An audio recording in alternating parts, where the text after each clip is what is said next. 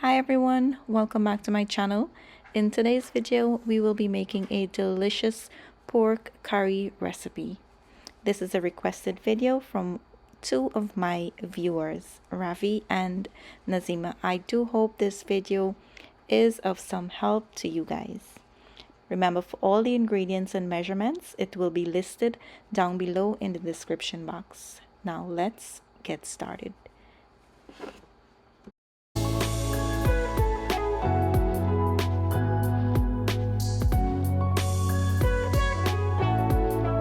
Now here's what you will need for that recipe.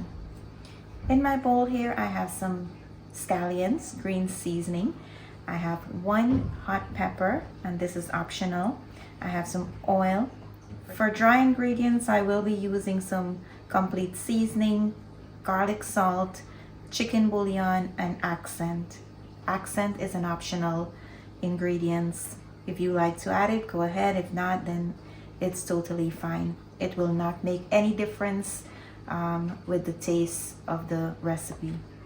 And in here I have some garam masala, and this is from the Indo-West Indian brand. My curry powder is from Lala's, and Geera. My Geera is also from the Indo-West Indian brand. Over here I have some tomato paste, my pork, and my potato. I just have them in some water here to avoid them being discolored. The first thing I'm going to do is put my potato to boil. You want to cook them until they are nice and fork tender. Now, while our potato is boiling, we are going to place this on the side, and you want to grab yourself a large mixing bowl. Now you're going to place your scallion and your pepper on the side, and to your mixing bowl you'll go in with all your green seasoning here. I'm going to go in with my curry powder and my masala, and I'm also going to go in with my tomato paste and my Geera. And I'm going to go in here as well with all my dry ingredients. You want to give them all a mix to create a paste. You want to make sure that everything is well combined. You don't want to have any dry curry powder or masala. Otherwise, if you add that to the oil when you're frying it up and it burns by accident, if your oil is a little bit too hot, then that would cause the curry to become bitter and taste bitter as well. And now we're gonna head over to the stove. I have my oil coming up to a nice hot temperature. So guys, one other ingredient I forgot to mention is some freshly chopped onion. Once your oil come up to a nice hot temperature, you're going to add in your onion here. Now you're going to allow your onion to infuse a little bit in the oil. Then you're going to go in with your masala. Allow the masala to fry and cook for about 4 to 5 minutes until you see the masala start separating from the oil. That will be a good indication that you are ready to add in your meat. So as you can see, the oil is starting to separate from the masala. You're not going to see too much of oil in the pan because I didn't add too much of oil. Now you want to go in here with your pork, and then you're going to mix everything together. Allow everything to be coated evenly.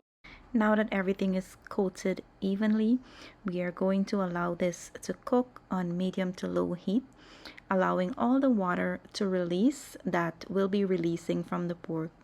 We want that water to release and dry back out before we add any water to cook our curry. Now let's cover our curry and allow it to release that water. Covering it will also help to release the water faster.